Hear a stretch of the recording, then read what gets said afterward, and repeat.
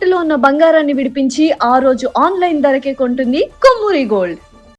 నమస్కారం అండి. సుమన్ టీవీకి స్వాగతం. నేను గీతాంజలి. మన మధ్యలో ఎన్నో ప్రశ్నలు మెదులుతూ ఉంటాయి. అందులో ధర్మబద్ధంగా ఉండేవి కొన్ని అయితే, ఇవి అడగాలా వద్దా అని సందేహిస్తూ ఉంటాం మరికొన్ని ప్రశ్నలు. సరైన గురువు దొరికితే వాటికి సరైన సమాధానం వస్తుందని కూడా మనకి తెలుసు.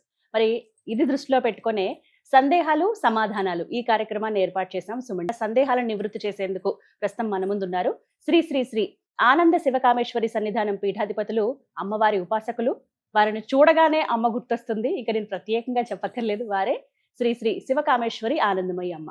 అమ్మకు ముందుగా స్వాగతం పలుకుదాం. అమ్మ నమస్కారం. శ్రీమాత్రే నమః తల్లి. చాలా సంతోషం సుమన్ టీవీకి ఇచ్చేసినందుకు. అలాగే ఎప్పుడు నేను మిమ్మల్ని ప్రశ్నలు అడుగుతూ ఉంటారు. చాలా మందికి ఆసక్తి నేరుగా మిమ్మల్ని ప్రశ్నలు అడగాలని. అందుకనే ఇవాళ మీ శిష్య బృందాన్నే తీసుకుని వచ్చాము. అలాగే కొంతమంది మాకు తెలిసిన వాళ్ళు, ఇలా అందరూ కలిపి వాళ్ళ ప్రత్యక్షంగా మిమ్మల్ని ప్రశ్నలు అడగడానికి వచ్చారమ్మా. మీ అందరికి కూడా స్వాగతం అండి. ధన్యవాదాలు సుమన్ టీవీకి ఇచ్చేసినందుకు. మరి ఎన్నో ప్రశ్నలు మెదులుతూ ఉంటాయి. వాటన్నిటికీ సమాధానం ఖచ్చితంగా మీరు అందిస్తారని కోరుకుంటూ, ముందుగా మొదటిది నాదే ప్రశ్న. ప్రశ్న కన్నా ముందు శుభాకాంక్షలు తెలియచేయాలనుకుంటున్నాను. ఎంత చక్కగా జరిగింది కార్యక్రమం కదా. ఏమనిపించింది మీకు? శుభాకాంక్షలు మా పిల్లలకి చెప్పాలమ్మా, అక్కడ పారాయణ చేసిన వాళ్ళకి. ఎందుకంటే పారాయణ నేను చేయించినా కూడా ఎంత క్రమశిక్షణతో పారాయణ చేశారంటే, ఇది ఇంత విజయవంతం అవడానికి ఈ పారాయణం ముఖ్య కారణం అమ్మవారి అనుగ్రహంతో పాటు అందరి లలితమ్మలకి కూడా చెందుతుంది. ఎందుకంటే అంత ఎండలో నిలబడి ఆ కాసేపు ఎండగానే తర్వాత ప్రకృతితో మమేకమై అసలు పారాయణ అద్భుతం అమ్మా. అది అసలు వర్ణనాతీతం అంటారు చూసావా, అంత బాగా జరిగింది పారాయణ. ప్రత్యక్షంగా అమ్మవారు విన్నారు అనడానికి సంకేతం కూడా తెలుసా అమ్మ? అసలు వింజామరలు వీస్తున్నట్టు చల్లటి మలయమారుతమైన గాలి. అసలు చెప్తున్నది అది అది అనుభవంలోకి వస్తే తప్ప చెప్పలేనిది. ఈ కార్యక్రమాన్ని ఇంత విజయవంతం చేసినటువంటి సోదరీమణులందరికీ కూడా నా ఆశీస్సులు. దాంతో పాటుగా అంటే ఏదన్నా కార్యక్రమం చేసినా, పూజ హోమం ఏం చేసినా అది ఫలించిందనో, దైవానుగ్రహం మన మీద ఉందనో తెలియటానికి కొన్ని సంకేతాలు ఉంటాయి. ఆ సంకేతం కూడా వచ్చింది. అది మీ నోటితోనే వినాలి. అమ్మా, ఒకలాంటి గగుర్పాటు అంటారు చూసారా, అది ఎప్పుడు కూడా ఒక పారాయణ పూజ జపం అయిపోయిన తర్వాత నేను అనుభవిస్తూ ఉంటాను. అలాంటి అనుభవం అక్కడ ఉన్న వాళ్ళందరికీ కలిగిందమ్మా. అసలు మర్చిపోలేకపోతున్నారు. ఎన్ని ఫోన్లు వస్తున్నాయంటే, అమ్మ మీ పారాయణ కానీ అక్కడ వచ్చిన అనుభవం కానీ మేము మర్చిపోలేకపోతున్నాం అని ఎన్ని ఫోన్లు కూడా చేస్తున్నారు. అదంతా అమ్మవారి కృపమ్మ. ఆవిడ సంకల్పం ఆవిడే చేయించుకుంది కాబట్టి అంత బాగా చేయగలిగాం. చెప్తే అంత ఎండలో అసలు అనుకోవడము, ప్రకృతి సహకరించడము, అసలు అది అంతా ఆవిడ అనుకూలంగా వాతావరణం మారిపోయింది. అసలు ఇంకా బాగా సంతోషం అనిపించింది చివరిలో వచ్చిన వర్షపు చినుకులు.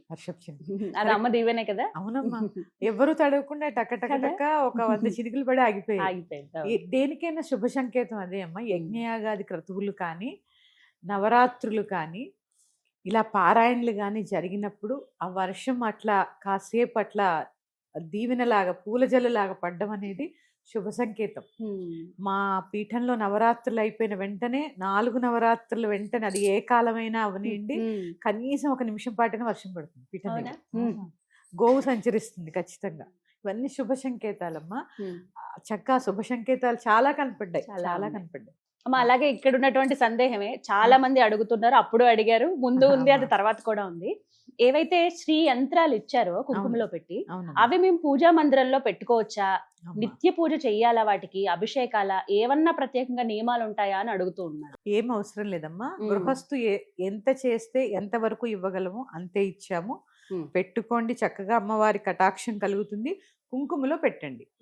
కుంకుమలో నేను అందుకే పెట్టినప్పుడు కూడా కుంకుమలోనే పెట్టి ఇచ్చాను. ఆ కుంకుమని చక్కగా బొట్టు పెట్టుకుని, మీరు ఇంట్లో కుంకుమ తీసుకుని దాంట్లో శ్రీచక్రాన్ని పెట్టుకుని, ఏది రోజు దీపారాధన చేస్తారు కదా, పాలో పండో ఫలమో బెల్లమో నైవేద్యం పెట్టండి చాలు. పౌర్ణమి నాడు లలిత సహస్రనామం పారాయణ చేసుకోండి, అయిపోయి. అంతకు మించింది ఏముంటుంది? ఊర్లో వెళ్ళినప్పుడు పరిస్థితి ఏంటి, ఇంట్లో లేకపోతే అని అడుగుతారు. అందుకే కుంకుమలో పెట్టమనేది.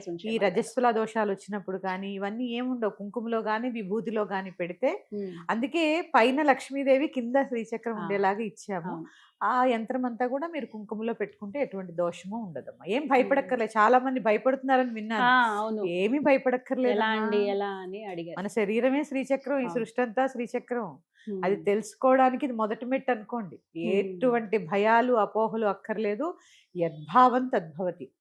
భావనలోనే ఉంది. మీరు భయంగా ఎందుకు ఉండాలి? మీరు చక్కగా ఎంత పాజిటివ్ గా అమ్మవారు లక్ష్మీదేవి మా ఇంటికి వచ్చిందని చెప్పి భావిస్తూ పెట్టుకోండి, ఎంత కలిసి వస్తుందో. భావన ముఖ్యం. అందుకే చెప్తున్నాను, యద్భావం తద్భవతి. మంచి భావనతో పెట్టుకోండి, అంతా మంచి జరుగుతుంది. కానీ ఎలా అసలు చదవాలనేది నేర్పించారమ్మా ఒక పారాయణతో. చాలా మంది ఆసక్తి చూపిస్తున్నారు, మళ్ళీ అని అడుగుతూ ఉన్నారు. అవునమ్మా, వెంటనే. అందుకే చాలా మంది ఈ పిల్లలకి 10th క్లాస్ ఎగ్జామ్స్ ఉన్నాయని రాలేకపోయామని కొంతమంది, పెళ్లిళ్ళు మెయిన్ ఫంక్షన్స్ ఉన్నాయని రాలేకపోయామని కొంతమంది చెప్పారు. అందుకే త్వరలోనే జూలై నెలలో మరొక పారాయణ ఉంటుందమ్మా. అందరూ తప్పకుండా అటెండ్ అవ్వచ్చు. ఆ పారాయణ ఎక్కడ, ఈసారి అడ్రస్ తో సహా ముందే చెప్తాం. ఈ కన్ఫ్యూజన్ లేకుండా ముందే చెప్తామని, చక్కగా 2 months బిఫోరే చెప్తాము. చక్కగా ప్లాన్ చేసుకోండి. తప్పకుండా మేము సిద్ధం. చాలా మంది అమ్మ, నేను నిన్న శ్రీశైలం అమ్మవారి నిదర్శనానికి వెళ్ళాను. మన పారాయణకి వచ్చిన వాళ్ళు చాలా మంది, అమ్మ మళ్ళీ మీరు ఎప్పుడు పారాయణ చేస్తారు అడుగుతున్నారు. మీరు ఎక్కడ పారాయణ చేస్తే మేము అక్కడికి వస్తామని ఎంత మంది సోదరిమణులు చెప్పారమ్మా. అసలు నాకు అది ఒక అనుభవం అన్నమాట. అమ్మవారి దర్శనానికి వెళ్తే ఎంత మంది అసలు నా చుట్టూ చేరి చిన్న పిల్లల్లాగా, చాలా అంటే అదంతా అమ్మవారి కృప. అది మన గొప్పతనం ఏం కాదు కానీ ఆవిడ కృప. ప్రతి ఒక్కళ్ళు, అమ్మ మళ్ళీ ఎప్పుడు చేస్తున్నారు పారాయణ, మేము మళ్ళీ వస్తాం, మీకోసమైనా మళ్ళీ చేయాలనేదే సంకల్పం. ఈసారి వారాహి నవరాత్రుల్లో పంచమి రోజు పారాయణ. ఎక్కడ ఏంటి అనేది అన్ని డీటెయిల్స్ తో మళ్ళీ మీ ముందుకు వస్తాం. తప్పకుండా అమ్మ, ఎదురు చూస్తూ ఉంటాం. సిద్ధంగా అయితే ఉన్నాం, ఎదురు చూస్తూ ఉంటాం. ఇక ఎప్పుడు నేను అడుగుతూ ఉంటాను, పీఠం దగ్గరికి వచ్చినప్పుడు ఇక్కడ స్టూడియోలో మాట్లాడతాం. ప్రత్యక్షంగా అడగాలని అందరికీ కోరుకుంటుంది.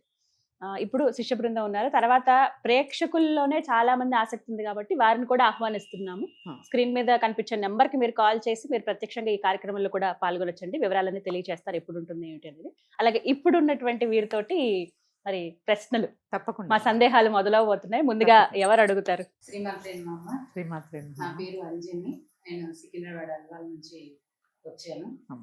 అందరికి ఉండే ఒక ప్రశ్న, అది ఏంటంటే అమ్మవారిని ఆరాధిస్తే జీవితంలో ఎలాంటి మార్పులు మనకి జరుగుతాయి అని, సాధన ద్వారానే కానివ్వండి, నామ పారాయణ క్రమంలోనే కానివ్వండి, ఎలా మార్పులు ఏంటి అనేది ఒక చిన్న ప్రశ్న. చాలా మంచి ప్రశ్న అమ్మా.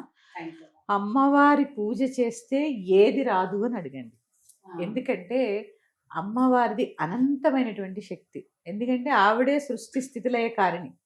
ఇది లేదు అది కాదు అన్నట్టు కాకుండా అన్నిటినీ ప్రసాదిస్తుంది. అన్నపూర్ణే అన్నాన్ని అందిస్తుంది, సంతాన లక్ష్మి సంతానాన్ని ప్రసాదిస్తుంది, సంపత్కరీ దేవతగా సంపదనిస్తుంది, దండిని శక్తిగా మనల్ని కాపాడుతుంది. ఒకటి కాదమ్మా, అమ్మ దయ ఉంటే అన్నీ ఉన్నట్లే, అన్నీ ఉన్నట్లే.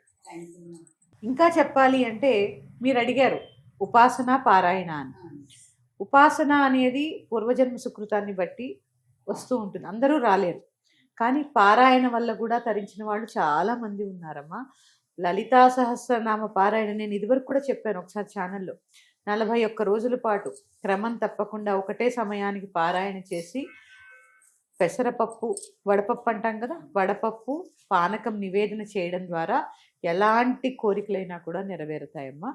అమ్మ దయ ఉంటే, మళ్ళీ చెప్తాను, అన్నీ ఉన్నట్లే. జీవితంలో వచ్చే మార్పులు ఏంటి? సహజంగా అమ్మ అనేది అమ్మతత్వం. ఆ అమ్మతత్వాన్ని మనం అర్థం చేసుకోగలిగితే అదే లలితా శాస్త్రం అంటే, సహస్రనామం అంటే అదే. మొత్తము మొదటి శ్లోకం నుంచి, ఎందుకంటే శ్రీమాతతో మొదలవుతుంది. మొదటి శ్లోకంలో ఏముంది? శ్రీమాత. శ్రీమాత అంటే అమ్మలగన్న అమ్మ. ఆఖరికి వినండి, శివ శివశక్తి ఐక్య రూపిణి లలిత అంబిక. అంబిక అంటే అమ్మ. అమ్మతో మొదలై అమ్మతో ముగిసేదే లలితా సహస్రనామం. అంటే అమ్మ తత్వాన్ని అంతా కూడా అందులో పొందుపరిచి అసలు అమ్మ ఎలా ఉండాలి అని చెప్పేదే లలితా సహస్రనామం. అలాంటి అమృతమైనటువంటి కోపం నశిస్తుంది ఆ లలితా సహస్రనామాన్ని అమ్మ పాదాలు పట్టుకోవడం వల్ల. అసలైన అమ్మ తత్వం తెలుస్తుంది. ప్రేమ అంటే ఏంటి, బిడ్డల్ని ఎలా పెంచాలి, ఎలా పోషించాలి, భార్యగా ఎలా ఉండాలి, సైన్యాధ్యక్షురాల్లా ఎలా ఉండాలి, ఇవన్నీ కూడా ఒకటి కాదమ్మా, అన్నీ తెలుస్తాయి అమ్మని ఆరాధిస్తే. అందుకని అమ్మ దయ ఉంటే అన్నీ ఉన్నట్టు. చక్కగా తెలియజేశారమ్మా. తదుపరి ప్రశ్న. శ్రీమాత్రే నమః అమ్మ. నా పేరు సంధ్య నాగపల్లి, షాద్నగర్ నుంచి. చెప్పండి. మామూలుగా ఇప్పుడు మాకు నెలసరి ఉంటుంది కదా మహిళలందరికీ. నెలసరి తర్వాత రజోదర్శనం తర్వాత ఏ రోజు నుంచి పూజ చేసుకోవాలి ఏంటి, చాలా మందికి సందేహం ఉంటుంది కదా, ఇది ఒకసారి నివృత్తి చేస్తారా? తప్పకుండా తెలియజేస్తానమ్మా. ముందు మన ఆడవాళ్ళం అందరం కూడా దీన్ని తప్పు అనే కోణంలోంచి అది చూడడం అనేది పక్కకు పెట్టండి. ముందు ఆడవాళ్ళమే ఏం చేస్తారో తెలుసా, ఈ రజోదర్శనం అవగానే మనమే శిక్ష వేసుకున్నట్టుగా భావిస్తూ ఉంటాం. అది తప్పు, అలా ఉండకూడదు, ఇలా ఉండకూడదు. అది లేకపోతే సృష్టే లేదమ్మా. కానీ దానికి కొన్ని నియమాలు ఏర్పరిచారు. ఎందుకంటే చాలామంది అనుకుంటారు ఇది చాలా తప్పు కాబట్టి ఈ నియమాలు పెట్టారని అనుకుంటారమ్మా. కానీ కాదు, ఇది చాలా పవిత్రమైనది కాబట్టే కొన్ని ధర్మాలు పెట్టారు. ఎందుకంటే ఆ సమయంలో స్త్రీ యొక్క మానసిక స్థితిని బట్టి, ఇప్పుడు ఇంగ్లీష్లో చెప్పాలంటే హార్మోనల్ బ్యాలెన్స్, కోపం వస్తూ ఉంటుంది, చికాగ్గా ఉంటుంది, పని చేయలేరు, ఇలాంటివన్నీ ఉంటాయి కదమ్మా. అందుకని ఒక రకంగా చెప్పాలంటే మన బాడీ క్లెన్స్ అవుతూ ఉంటుంది. ఇప్పుడు ఇల్లు దులిపినప్పుడు ఏమవుతుంది, బూజు పడుతుందా పడదా? అట్లానే ఆ రజోదర్శనం అయినప్పుడు మన శరీరం చర్మంలోంచి కొన్ని రకాలైనటువంటి మలిన పదార్థాలన్నీ బయటకు వస్తూ ఉంటాయి. పని చేయొద్దు, ముట్టుకోవద్దని ఎందుకుంటారంటే దుమ్ములో కూర్చోగలమా? కూర్చోలేం కదా. మన శరీరం క్లెన్స్ అవుతుంది, అవనివ్వాలి. అందుకని ఆహారం వండొద్దని, అదేది తప్పు కాదు. నీ శరీరము ఒక స్థితిలో ఉంది, దానికి అవసరమైనటువంటి నువ్వు ఇప్పుడు ఏసీ ఉందమ్మా, వేస్తే ఏమవుతుంది, తలుపు వేస్తేనేగా చల్లబడుతుంది. ఓపెన్ చేసి పెట్టారనుకోండి డోరు, మీరు ఎంత చేసినా చల్లబడదు. అందుకని శరీర ధర్మం ఏంటి, ఆ సమయంలో రెస్ట్ తీసుకోవడం, పని చేయకపోవడం, ఒత్తిడికి లోనవ్వకుండా ఉండడం, ఇది ముఖ్యం. అందుకని కొన్ని ధర్మాలు పెట్టారు. కో ధర్మ అని కాలాన్ని బట్టి ధర్మాలు మారుతూ ఉన్నాయి. అప్పుడంటే ఉమ్మడి కుటుంబాలు, దీనికి ప్రత్యేకమైన ప్రదేశములు. ఇంకొకటి కూడా ఉందమ్మా, ఈ రక్తం యొక్క వాసనకి పూర్వం అన్ని మట్టి ఇళ్ళు, వ్యవసాయాలు, కరెంట్ ఉండేది కాదు. ఈ వాసనకి పురుగులు, పాములు, తేళ్ళు, మీరు ఎప్పుడైనా విన్నారో లేదో, మండ్రకప్పలని ఉండేవి మా చిన్నప్పుడు. మేము చూసా, అది కుట్టిందంటే అసలు ఇప్పుడు అంతరించిపోయేవి, కానీ మేము చూసాం. నాకు కుట్టింది కూడా చిన్నప్పుడు. అసలు బగ బగ బగ బగ మండిపోతుంది. అంటే ఆ వాసనకు పసిగట్టి కుట్టేస్తాయి అన్నమాట అవి. ఇలాంటి నియమాలు ఉండబట్టి చాలా జాగ్రత్తగా వాళ్ళని కాపాడేవారు. ఇలాంటివన్నీ ఉండేవి భయాలు. అంటే అప్పుడున్న పరిస్థితి అది కదమ్మా. ఇలాంటి భయాల్లో మనకి కొన్ని ధర్మాలు పెట్టారు, ఆచరించాము, ఆచరించాలి కూడా. కానీ దాని దోషంలా మాత్రం చూడకూడదు. ఎందుకంటే నీ శరీరం యొక్క స్థితి కోసము, నీకు రెస్ట్ కోసమే అది పెట్టింది. తర్వాత వారు అడిగారు, రజోదర్శనం అయిన తర్వాత ఎన్నో రోజు పూజ చేసుకోవాలి? ఇది అందరి సందేహం అమ్మ. ఏదైనా 5వ రోజు, శాస్త్రం చెప్పింది 5వ రోజు. ఇక మీకు ఆ తర్వాత రజోదర్శనం అవుతోందా కావట్లేదా ఇవన్నీ ఉండదు. 3 రోజుల నియమము. 4వ రోజు స్నానం చేసి వంట చేసుకోవచ్చు, ఇంట్లోకి వచ్చి 5వ రోజు పూజ చేసుకోవచ్చు. దీనికి ఎటువంటి అడ్డంకి లేదు. శాస్త్రం చెప్పింది అయితే ఇదే.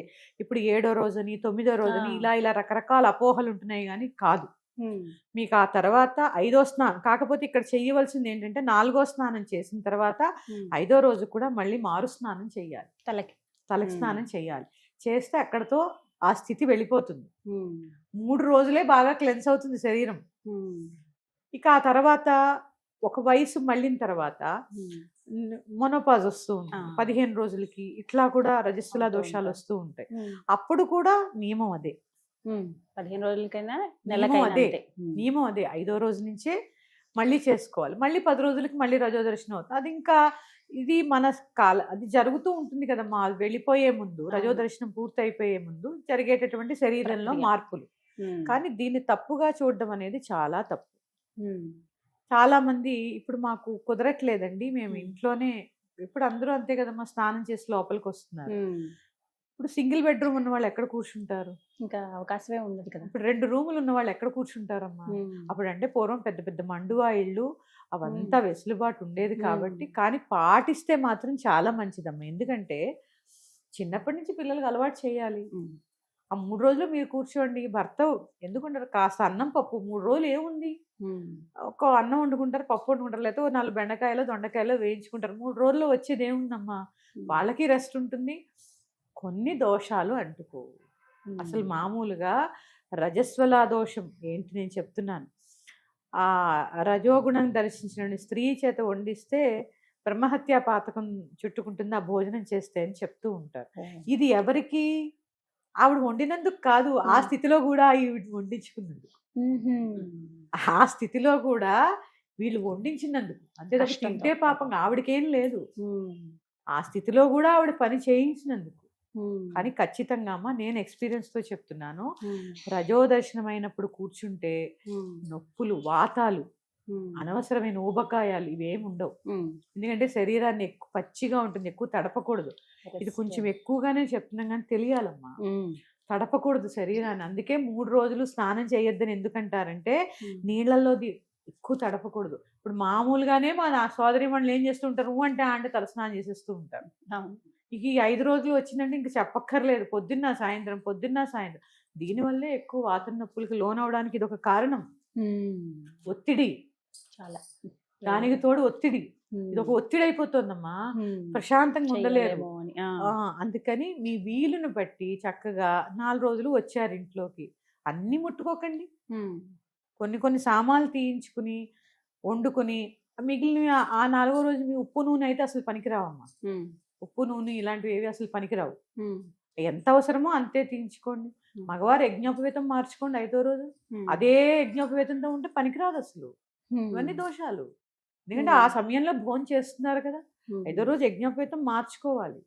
మార్చుకుని చక్కగా ఇంటిల్లిపాతి మళ్ళీ పుణ్యావచనం, పావమాన సూక్తం ఏదో చదువుకుంటూ చక్కగా ప్రోక్షణ చేసుకోండి. మాకు తెలియదు, గూగుల్లో వెతికితే వస్తుంది, ప్లే చేసుకోండి. అంటే ఇవన్నీ ఏంటంటే సూక్ష్మంలో మోక్షం అంటూ ఉంటారు చూసారా, మరి కలిపాము ఏం చేస్తాం. అందుకని పదార్థాలు కొంచెమే తీసుకోండి, అన్నీ ముట్టుకోకండి, 2 జతల బట్టలే ముట్టుకోండి. మీరు వాళ్ళ దగ్గర నుంచి ముట్టుకుని మళ్ళీ అవే పూజలకు కట్టుకొచ్చి చాలా దోషం ఉంది, చాలా దోషం. ఎందుకంటే మనకు కొన్ని నియమాలు ఉన్నాయి. పూజ అంటే పవిత్రమైన కార్యం, అవునా? మీరు పూజ గురించే కదా అడిగారు. ఇల్లంతా కలిపేస్తూ బీరువాలోకి వెళ్ళి చీరలు ముట్టేసిన అవే మళ్ళీ తెచ్చి పూజకు కట్టుకుంటారు. అలాంటి పనులు చేయకుండా ఎంత అవసరమో అంతే తీసుకుని అంతే వాడుకుని ఒక గదిలోనే ఉండండి. హాల్లో అనుకున్నారా, కిచెను హాలు అంతే, బెడ్రూమ్స్ వాడకండి. ఇక మన అపార్ట్మెంట్ కల్చర్ మందంతా వేరే కూర్చోడానికి ఉండదు, పక్కనే తగులుతూ ఉంటాం.